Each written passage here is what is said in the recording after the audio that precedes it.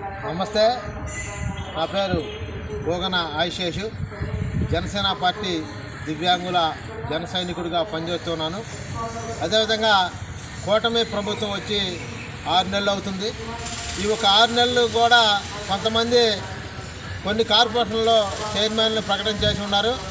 ఇంతవరకు కూడా కూటమి ముఖ్యమంత్రి వర్యులు కానీ కూటమి ఉప ముఖ్యమంత్రి వర్యులు కానీ ఇంతవరకు కూడా దివ్యాంగుల కార్పొరేషన్ చైర్మన్ ఇంతవరకు ప్రకటన చేయలేదు.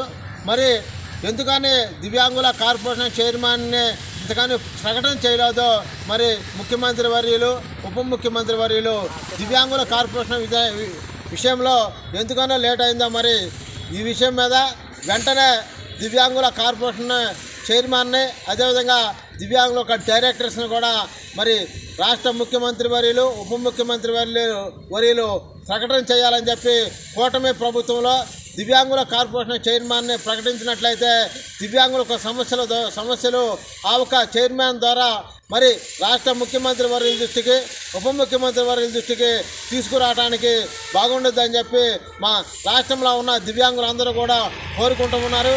అదేవిధంగా నా జనసేన పార్టీ నుంచి కూడా నేను కూడా మరి మా ఒక అధ్యక్షుల వారిని మరి అదేవిధంగా మరి ముఖ్యమంత్రి వారిని ఇద్దరిని కూడా తొందరలో వికలాంగుల కార్పొరేషన్ చైర్మన్ని ప్రకటన చేయాలని చెప్పి కూడా మరీ తెలియజేస్తూ ఉన్నాం.